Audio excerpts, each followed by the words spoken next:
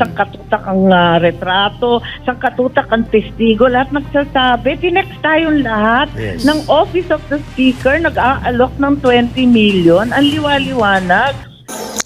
Ito ang wow trending. Erwin Tulfo, pinagtanggol si House Speaker Martin Tambaloslos Romualdez sa issue ng People's Initiative at signature buying at House Speaker Martin Romualdez ay hugas kamay na. Ito ay matapos na mabuking ang isang babae na nakuhanan pa mismo ng video habang pinapaliwanag ang People's Initiative sa QC Urban 4 Coordinating Council noong January 7, 2024.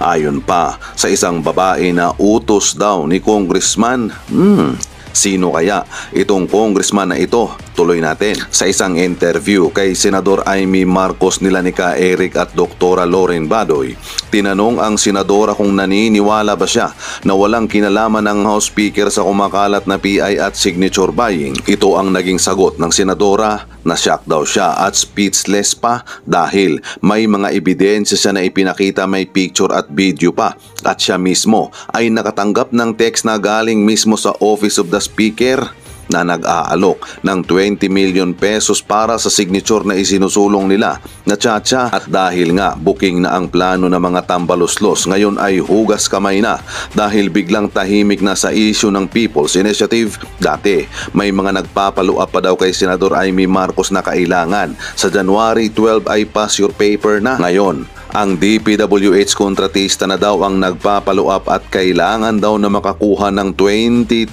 na signatures para ma-free qualify. Ay. Kaya ang sabi ng mga netizen sa comment section, hindi naman kikilos ang kongresista nang walang basbas ang speaker. Hindi uusad ang PI kung hindi alam ng leader. Simple lang, hindi ba?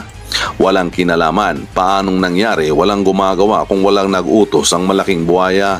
Pagtatakip ba yan? Parang hindi kasi tumutugma yung mga nangyayari sa mga sinasabi nyo. Actions speak louder than words. Wika nga. Well, matalino naman ang taong bayan kaya hindi nyo kami mapapaikot sa mga katwiran nyo. Umaksyon na lang kayo kung gusto nyo talaga kami na makumbinse. Kung walang kinalaman ng Speaker of the House is sino? Mga multo sa House of Representatives? Erwin is fully paid, similar to other like Migs. We all know that Speaker of the House is liable and responsible all of the happening inside the Congress. Nako, tamaan ng gidlat ng mga sinungaling, hindi nyo po maluloko ang taong bayan. Mr. Speaker, Filipino people are not stupid. At ang ibang mga netizen nga ay pinagtawanan lang ang pahayag na ito ni Erwin Tulfo. Joke, it's a joke, walang alam si Tambi. Okay ka lang, Erwin. Sigurado, yung congressman na tapalan ng pera, kasuhan yung mga congressman, si Tamba at lahat ng involved. Ito po yung kahapon na naging pahayag po ng isa sa ating kongresista na kung saan nawala raw po sa House of Representatives ang nangyayaring People's Initiative na kung saan they're seeking to overpower the Senate. At hindi daw po, mismo, wala daw po ang, wala daw po kinalaman ang Speaker sa nangyayaring People's Initiative. Ano pong masasabi niyo dito, Senadora? Go ahead po, Senator. Parang speechless ako, nakaka-shock masyado. For a change, wala akong masabi. Kasi, alam naman natin lahat. Naku, hindi naman nagkulang ang video sa expose. Katutak na ang video, sangkatutak ang retrato, sangkatutak ang testigo, lahat nagsasabi. Tinext tayong lahat ng Office of the Speaker, nag-aalok ng 20 million, ang liwaliwanag. Tapos yung mga nagpa-follow up, Office of the Speaker na naman nagpa-follow up, pass your paper by January 12. Anong sekreto doon? Anong walang kinalaman yung Speaker? Sa bagay, nagbago na rin, hindi na ngayon, lie low na daw yung mga kongresista, lie low na daw yung pinagsabihan mga city mayor. Ang nagpa-follow up ng pirma ngayon ay mga DPWH kontratista. Bira. Ano ba yan? Tuloy. Ano ba yan? Nagka-booking ngayon. Nako, talaga naman, ano ba yon? Para mag-pre-qualify ka, kailangan may 20,000 signatures ka. Ano yun? Tama. Lumabas ka yan, Senator Amy. And it's good that it's the information now is coming from you. Pero no less than the President. Itutuloy ko yun Opo. Yung investigasyon, itutuloy ko yun. Very good. Bahala na. Tama. Ang problema lang, Sino magtetestigo? Yung pangkaraniwan tao, media, lahat yan, mga video, kompleto tayo. Ang kaso, sino magsasalita ng taga-Congress? Yun ang problema ko. Kasi syempre, ang takot lang nila masisiro ang distrito. Tama. Senator Amy, speaking of the People's Initiative, no less than your brother, the President Bongbong Marcos Jr., made a dialogue meeting with Senate President Zubiri, Speaker Martin Romualdez, Senator Ligarda, and Congressman Sandro Marcos, and ang kanyang presidential assistant na si Anton Lagdameo. And the Senate President revealed yesterday that no less than the President Marcos Jr. himself said, wag na yung People's Initiative, it divides the country, very divisive, let the Senate take the lead role in proposing limited provisions changes to the Constitution. And because of that, lumalabas na pinirmahan na ang death sentence ng People's Initiative ng ating presidente ng bansa kung ating pakikinggan ang naging pahayag ng Senate President Mig Zubiri kahapon. Your reaction to this, Senator Amy Marcos? Tama naman. Talaga naman, yung PI na yan, PI nila, sa pangalan pa lang, dead on arrival na, no? Sinabi ko na yan mulat sa pulis. Sabi ko, hindi po pwede yan. Kasi ayaw ni Bongbong. Sinabi na niya yan. Hindi pa siya Pangulo. Pinag-usapan na namin. O, yung saligang batas, paano ba yan? Tapos sabi niya, ay, naku, na tayo papasok-pasok dyan at mauubos ang oras at ang pera sa debate tungkol sa mga provision niyan. Tutukan muna natin ang pagbangon ng ekonomiya at ang taas-taas pa nga ng presyo ng gasolina at bigas. Hindi naman abala ang tao dyan, kundi maganap na maayos na trabaho at pagkain. Bakit naman yan ang papasukan natin?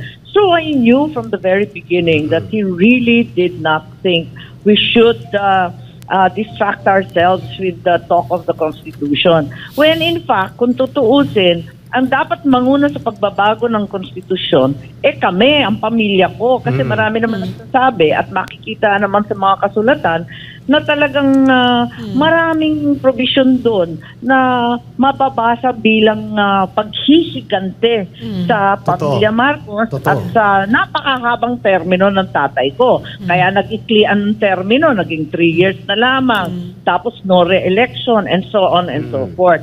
So kung tutuusin, kami dapat nangunan yan.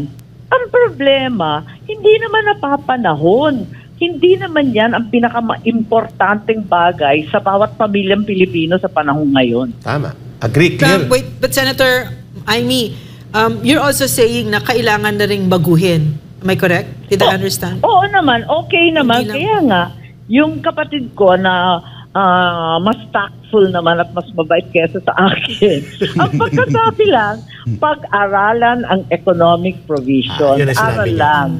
Yeah. Pero kung kilala mo siya, alam mo na yun na, hoy, wag na muna ngayon, hello, ganon. Gets ko na yun. Agree. Kasi yung mga aral-aral na yan, yun ang sinabi niya, pag-aralan, wala namang masama doon. Ang akin, sumunod tayo sa ating Pangulo. Ikalawa, yung economic provision, sa totoo lang, sa ilalim ni Presidente Duterte, 3 na ang nabago namin in accordance with law. Katulad ng sinasabi ng Constitution na hindi kinailangan ng napakagulo at divisive na PI nila at hindi kinailangan ng 14 billion pesos na lustayin. Ang ginawa natin, yung Public Services Act, na bago yun, including telecommunications, which was so controversial and involved hours and hours of endless debate. Tapos, nabago rin yung Retail Trade Act, kung saan yung maliliit na investor na dayuhan ay pwede mag-invest sa iba't ibang restaurant, hotel. Basta yung small time, okay na. Tapos yung ikatlo, yung pinasok ko, yung Foreign Investment Act, na pinalawak yung mga sektor na pwedeng pasukan ng foreign investor. Ang tanong ko, pwede naman pala, hindi naman kinailangan na buwagin yung konstitusyon at magkagulo ang buong mundo. Bakit hindi na lang ganun, isa-isahin natin? Asan ba yung listahan ng mahiwagang economic provisions na yan? Ayaw naman ilabas. Basta economic provisions. Sigurado ba kayo, ba't wala kayong listahan? What is the one which is most objectionable? Aralin na natin. Ganyan, ganyan, ganyan. Sa wakas, inilabas. Natawa naman ako nung lumabas. Unang-una, ang sabi, yung Public Services Act. Sabi ko, tapos na nga yan may kaso na nga yan sa Supreme Court, tapos na yan. Ipaguhin natin through the law. Ganun lang kasimple.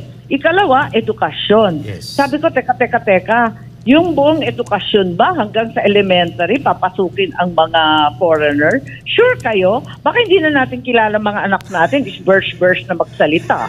Maloka tayo. Ayun. Correct. Tapos yung ikatlo, Media. advertising. Sabi ko, advertising, sure kayo? Gagawa pa kayo ng sangkatutak na trabaho para sa mga Pilipino? At yung mga dayuhan, marunong ba mag-copyright at magsulat ng kopya na Tagalog speaking? Sure kayo? At napakahalaga ba talaga niyan? It's not really a burning issue today. Kaya eto nga, pag-aaralan daw, pero sa umpisa pa lamang, medyo natatawa na rin ako.